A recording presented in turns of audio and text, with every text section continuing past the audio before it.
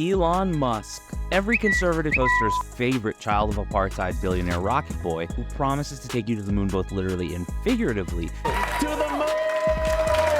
Is beefing with the election-influencing smoked meat-loving lizard boy Mark Zuckerberg over Zuck's latest social media heist, Threads.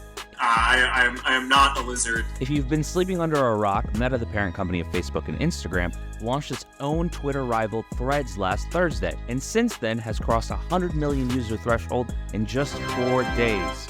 This is the fastest any internet product has ever crossed that threshold. Let that sink in. Of course, this sent the billionaire chief twit into a tizzy in which Elon openly and publicly called Zuck a cuck, followed by requests to see his dick on his main account instead of this burner, a la Kevin Durant. The burner part, not the dick part. All of this to help cope with yet another L for his Bluebird app. The current beef between these two rich nerds started a few weeks before Threads launched, and it caught fire late in June when Musk replied to a post from one of his simps and bashed the potential of the Threads debut. In a response to a comment about Zuck's training, Elon sent the Bluebird into a panic when he said he's up for a cage match. Zuck wasted no time and took a moment from his water drinking lessons and accepted Elon Musk's proposal. Naturally, this headline got the guy who looks like a generic villain from a Batman comic to swoop in and proclaim it'll be the biggest fight ever. This would be the biggest fight ever in the history of the world. Since then, the two have had an entanglement, or a grappling session, with researcher turned podcaster turned human ragdoll Lex Friedman. The hype's so real that even the Roman Coliseum has been offered to host the potential fight. Threads has since launched and passed the 100 million user mark in under a week, all while the app's functionality is limited to an MVP mode. Meta has been able to leverage its Instagram network to seamlessly onboard users and lay the groundwork with its advertisers.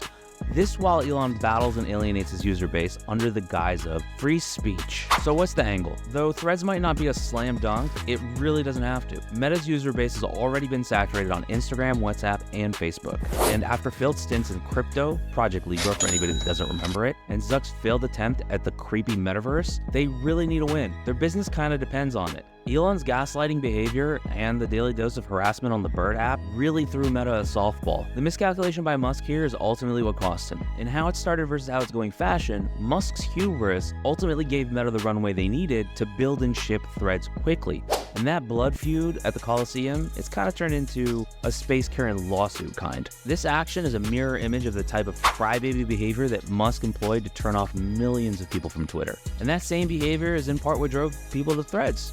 One of the pillars Twitter stood on in its rise to internet dominance was the user's ability to engage with stars in water cooler fashion. Pushing out or alienating these stars and celebrities and their fans cracked open the door wide enough for Meta to take advantage. Since every celebrity already has an Instagram account, the conversion wasn't difficult and they're all showing up. Though the base crowd doesn't care for celebrities, they're a stable focal point for the majority of users. Twitter is still an ad-reliant product, and those advertisers need users to stay on the app. This is the real issue. Musk grossly overpaid for Twitter and needs the Twitter audience to stay. Since Threads, the engagement on Twitter is falling faster than my portfolio.